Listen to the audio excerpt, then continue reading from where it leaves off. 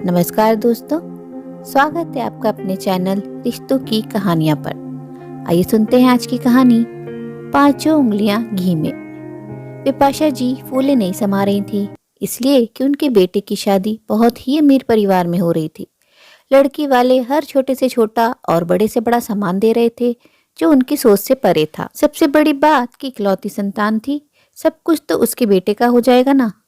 सोच सोच कर विपाशा जी खुश हो रही थी कि पांचों उंगलियां घी में, कौन कहे पूरी की पूरी घी में चुपड़ जाएंगी। विपाशा जी का बेटा साहिल क्लास 1 ऑफिसर था और शिरीष जी भी सरकारी नौकरी में थे। घर द्वार से संपन्न थे। एक बेटी जिसकी शादी कर दी थी। साहिल और लड़की शेफाली कॉलेज में साथ पढ़ते थे। शेफाली मन ही मन उसे चाहती थी, पर साहिल इससे बिल्कुल अनजान था। ग्रेजुएशन के बाद दोनों की पढ़ाई का क्षेत्र अलग अलग हो गया। वह फैशन डिजाइनर का कोर्स करने लगी और साहिल कॉम्पिटिटिव एग्जाम की तैयारी। हालांकि टेलीफोनिक कांटेक्ट रहता था दोनों में।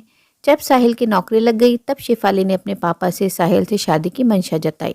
बेटी कहे और पापा ना कर दे, यह हो ही नहीं सकता। शेफाली के पापा ने साहिल के यहाँ आकर बातचीत की और शादी पक्की कर दी। साहिल को इस रिश्ते से कोई आपत्ति नहीं थी। शादी अगले मुहूर्त में ही होने वाली थी। एक दिन लड़की के पापा वहां पहुंचे। अरे समधी साहब, आप कैसे आना हुआ अचानक से? ना कोई संदेश ना खबर। साहिल के पापा ने कहा, क्या मैं यूं ही नहीं आ सकता? अब तो अपनी बेटी दे रहा हूँ। नहीं नहीं, ऐसी बात नहीं, साहिल के पापा ने कहा। अचानक से समधी साहब के आने से विपाशा जी घबरा गईं। इनका स्वागत करे तो कैसे करे? बता के जो नहीं आए थे। बता के आते तो शायद कुछ अच्छे से स्वागत करती। खैर, अपने हिसाब से जो बन पड़ा खातिरदारी की। इधर उधर की बातें होती रहीं। बातों ही बातों में लड़की के पापा ने कहा, देखिए समधी साहब, मुझे साहिल पसंद आ गया और साहिल को भी मेरी बेटी, इसलिए मैं आपके यहाँ शादी कर रहा हूँ। मेरी बेटी पूरे शानो शौकत में पली बड़ी है। आज तक ऐसा नहीं हुआ उसने मुंह खोला हो और मैंने पूरा नहीं किया हो। माँ तो बचपन में इसका साथ छोड़ गई थी। वैसे आपका घर बुरा नहीं, फिर भी मैं चाहता हूँ कि शादी के पहले आपका मकान मेरी बेटी के रहने लायक बन जाए। सुनते ही साहिल के पापा के चेहरे की रंगत बदल गई, घबरा गए। हकलाते हुए कहने लगे, मैं कैसे यह सब? लड़की के पापा ने मुस्कुराते हुए कहा, घबराने की कोई बात नहीं, मैं करूंगा सब कुछ, बस करना आपको है। ये रहे रुपए।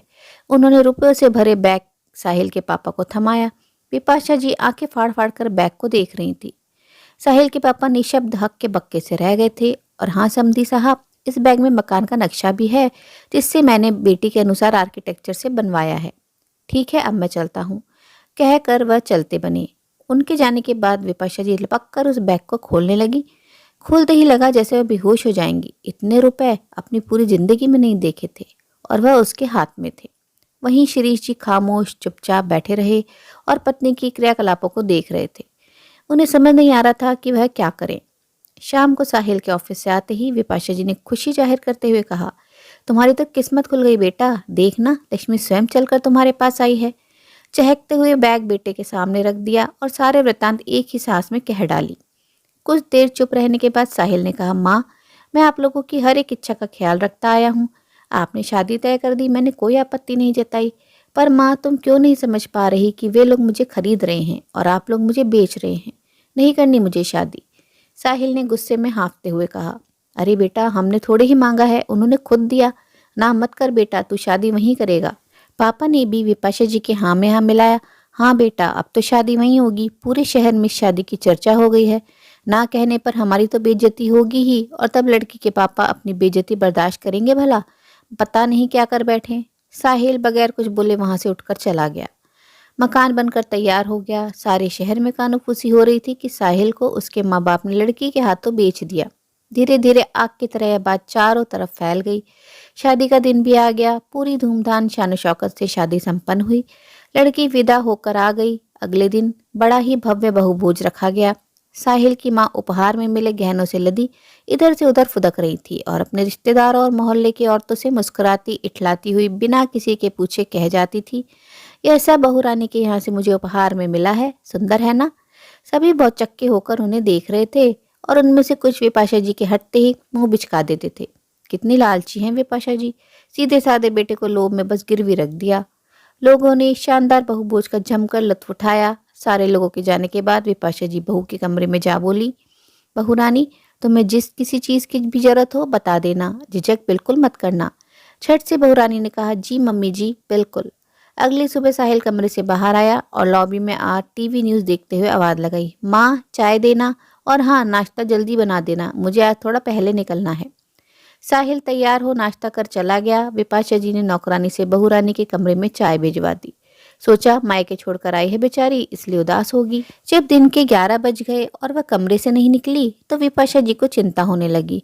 बहू रानी कहते हुए कमरे में गई। देखा वह मजे में सो रही थी। चाय यूं ही पड़ी है। उठो बहू रानी, यह सोने का समय है भला। बहू घड़ी की ओर देखकर बोली, अरे मम्मी जी अभी तो 11 बजे हैं, मुझे सोने दीजिए, डिस्टर्ब मत कीजिए प्लीज़। विपाशा जी मुंह लटकाए बाहर आ गईं। करीब 1 बजे जीन्स टॉप पहनकर तैयार होकर आई और विपाशा जी से कहा, मम्मी जी 2 पराठे, चिली पनीर और 1 कटोरी दही भिजवा दीजिए, मैं कमरे में जा रही हूँ। विपाशा जी अंदर ही अंदर सहम गई। सोचने लगी, अभी 1 दिन भी नहीं हुए और ये ऑर्डर फरमा रही है। हे भगवान, आगे क्या करेगी। शाम को जब साहिल आया तो शिफाली ने कहा, साहिल चलो बाहर डिनर करेंगे। नहीं नहीं, किसी और दिन चलेंगे, अभी 2 दिन ही हुए हैं हमारी शादी के, इतनी जल्दी क्या। क्या पापा ने तुम्हें यह नहीं बताया कि मेरी इच्छाओं का ख्याल रखोगे। मुझे कुछ नहीं सुनना, चलना है तो चलना है। विपाशा जी ने कुछ कहना चाहा तो बीच में ही रोकते हुए उसने कहा, मम्मी जी आप हमारे बीच में मत आया करो, पता है ना मैं अपने हस्बैंड से बात कर रही हूँ, बात का बतंगड़ ना बन जाए। इसलिए साहिल अनमय सा उसके साथ जाने को तैयार हो गया।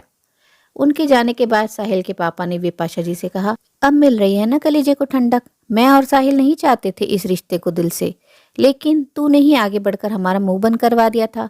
अब देखते रहे साहिल को कहाँ कहाँ उड़ाए फिर रही है। शिफाली आए दिन अपनी मनमानी करती और करवाती। जब भी जिस चीज़ की इच्छा होती विपाशा जी को आवाज़ देती और वो बहू रानी की खिदमत में लग जाती। थक हार कर एक दिन विपाशा जी ने साहिल से कहा, बेटा बहू रानी को कुछ तौर तरीके समझाया कर, बिरादरी में हमारी नाक कट रही है।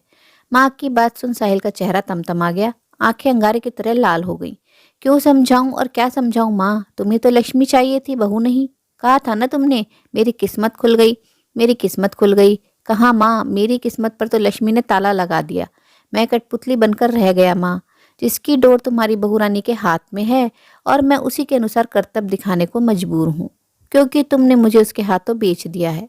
मैं स्वच्छंद जीना चाहता था, लेकिन तूने लक्ष्मी की बेड़ियों में जकड़ दिया और मैं गुलाम बनकर रह गया। देखो मेरी किस्मत क्या क्या गुल खिलाती है। कहते हुए साहिल तेजी से फाटक से बाहर निकल गया और विपाशा जी एक टक टुकुर टुकुर उसे जाते हुए देखती रहीं। विपाशा जी के पास कोई समाधान नहीं था, क्योंकि वह धन दौलत के लालच में अपने बेटे के जीवन की बलि चढ़ा चुकी थी। आज उनकी 5 उंगलियां घी में जरूर थी, मगर सिर भी कढ़ाई में आ गया था। दोस्तों, जीवन में शिक्षा और संस्कारों का महत्व सदैव ऊपर ही होता है। धन दौलत जीवन सरल बनाने का साधन जरूर है, पर सिर्फ जीवन नहीं है। उम्मीद है दोस्तों मन को छू लेने वाली ये कहानी आपको जरूर पसंद आई होगी। कहानी अच्छी लगी हो तो अपनी राय कमेंट बॉक्स में जरूर साझा करें और अपने मित्र और परिजनों के साथ भी शेयर जरूर करें। दोस्तों, आपसे अनुरोध है, अगर आप चैनल पर नए हैं तो ऐसी ही नई नई जीवन से जुड़ी कहानियां सुनते रहने के लिए चैनल को सब्सक्राइब जरूर करें। कहानी अंत तक सुनने के लिए आप सभी का दिल से बहुत बहुत शुक्रिया। तो फिर मिलते हैं अगली कहानी में, तब तक के आप लोग अपना ध्यान रखिए, खुश रहिए, ऐसे ही कहानियां सुनते रहिए।